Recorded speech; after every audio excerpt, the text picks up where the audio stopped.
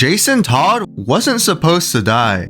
Like, yeah, a writer wanted to give him AIDS, more on that in a bit, but he just was never supposed to die. So there was the vote. Back in 1988, the infamous Jason Todd vote, in which readers were instructed to call a 1-900 number and vote whether Jason Todd would live or die in the next issue. He would go on to die by an extremely slim margin, 5,343 versus 5,271. A difference of 72 votes. That's a difference of 2/3 of a single percentage point. Except some people were not honest with their votes. Specifically one programmer who coded a program that would call the number every 90 seconds over the course of 8 hours. Now some quick maths. That equals to 320 votes. People working at DC at the time said it was 85 votes. But either way, that's more than enough to swing the vote in favor of Jason Todd dying. It was rigged. A stolen election, a conspiracy planned by those... Been reading too much Ultimate Captain America recently. But leave a comment down below what you would have voted had you been around. And if you were, what did you vote? Now let's take a look at how this whole saga started and what it means now. Jim Starlin was writing Batman, but prior to that, he was best known for redefining Marvel's cosmic characters, creating Thanos, Adam Warlock, Drax, and writing the Infinity Gauntlet storyline, amongst many other accomplishments. But he despised Jason Todd. Really just Robin in general, considering it child abuse. I mean, Batman was decked out in colors that would help him blend in and keep him safe from criminals, while Robin wore bright colors, making him a nice bullet shield. So he simply refused to use him, but editorial made him. Because at that time, people knew Batman and Robin. They didn't really know them apart from each other. We must, Robin. It's the only way we can... Oh, you must be, because that's Robin. Hi, Robin.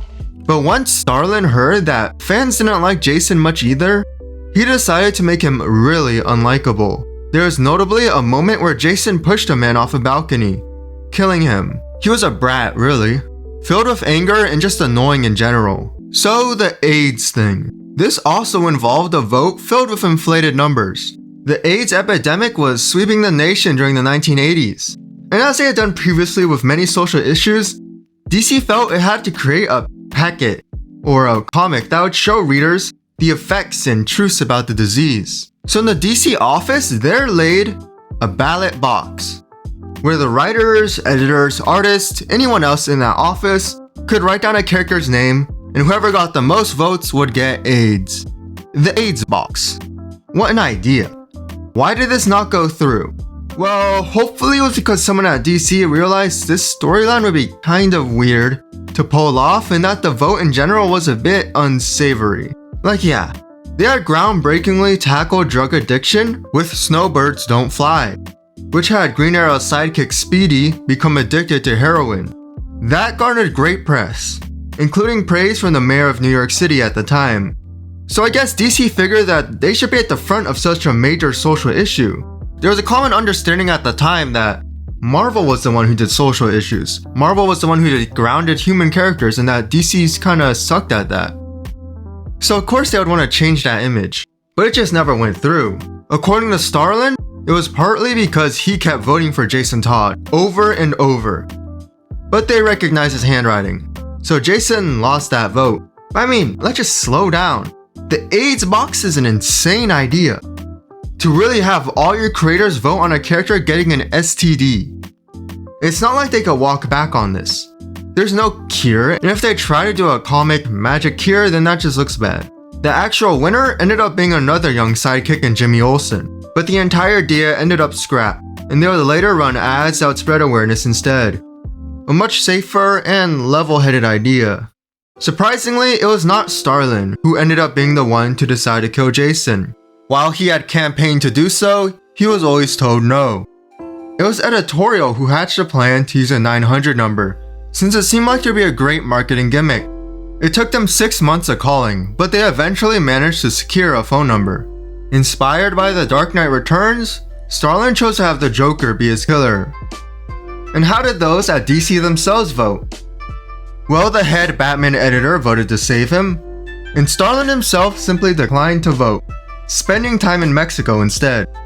And so the vote went through. Jason Todd got beat by a crowbar before dying in an explosion. The response from readers? Well, mixed.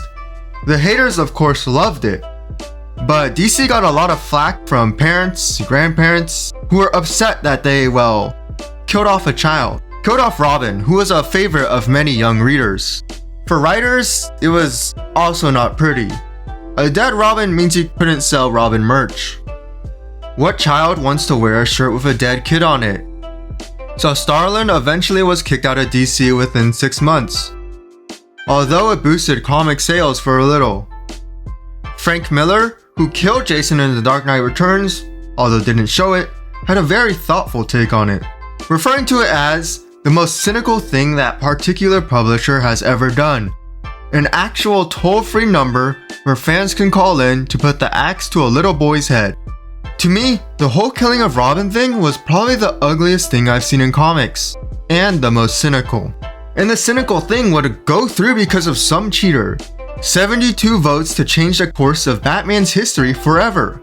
Side note, a lot of this info was pulled from this article from Joe Grunwald, so credit to him for compiling all these creator interviews and such. People like to talk about The Dark Knight Returns being the game changer for Batman's tone, but it was simply part of the build-up that had been happening for the past decade. A build-up that will climax with his death. In death, Jason will go on to be far more important than he had ever been while alive. Bruce would become increasingly paranoid and untrusting of his allies, choosing to fight a lonely crusade. He no longer trusted himself to fight side by side another kid, to put someone else in danger. That suit in the glass would change what it means to be Robin. That's why Tim Drake becoming Robin was so huge. Because Tim Drake chose to be Robin. He chose to seek out Bruce and take the mantle himself. It wasn't something that happened because he suffered some tragedy as a child. He realized what Batman had become without a Robin. A violent, brooding vigilante who was on the verge of completely snapping. And if we're being real, Jason wasn't a very interesting character until he died. Pre-Crisis, he was a carbon copy of Dick Grayson, an orphan after his gymnast parents were killed, same dude but a redhead. When Jason eventually came back from the dead, it was kinda cool. Both him and Bucky Barnes returned within months of each other, which was funny. But sure, he had this cool story under the Red Hood, who could it possibly be?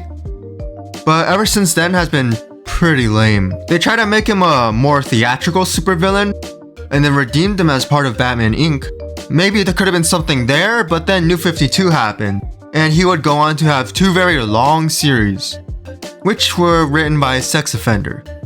And they were also bad, so good riddance. At least we got a great animated movie out of all of this. His time as Red Hood has also spawned one of the stranger fan bases amongst superheroes. There's the people who want the edgy, Punisher-like anti-hero, those who want him to be a villain, and those who consider him to be the uwu Tumblr bad boy.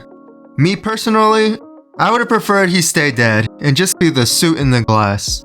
So what would have happened if Jason didn't die? The art has been around for years, showing a smiling Bruce instead of a downcast one, gleefully shouting, "He's alive!"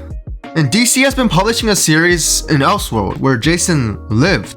They had some original outlines and the art from the death issue, and so they just had to fill in an idea of what could be next. It's not completely finished yet, but it basically goes over Bruce being super angry at Joker, and Jason getting angsty about the fact that he almost died. I mean, just off that, it's not that different from where the characters are today. But overall, what does that mean for the character? I'm sure Batman still would have had the darker tone, given that Tim Burton's Batman and such would release soon. But also, would this have been the time where Jason would become much more popular? Robin was in the script for Burton's Batman at various points, and so could he have appeared there, or later in Batman Forever? That Dick Grayson's personality would certainly fit Jason's a lot more. But who knows, the character was still unpopular. Backlash from parents and stuff meant a lot more than it does now. So maybe he gets forced into retirement, so people don't complain about Batman forcing Robin on another mission. But this vote was obviously a very successful marketing stunt. So maybe more people are reading Batman and more people have the chance to like Jason. A huge reason people like Dick was that he would go on to form his own personality with the Titans and become Nightwing. After Jason's death, DC wanted him to become Robin again. but the creators of the Teen Titans comic compromised to create Tim Drake. If Jason stuck around, I doubt he would have gone on to join the Titans, because I could never really find a place for him on that before. Maybe he gets a chance to form his own team like Tim did with Young Justice, where he joins the Outsiders since they fit his character more, being, well, an outsider. No matter what, they probably would have had to move on from him. Nobody liked him enough in the first place so he could get his own Nightwing-like identity.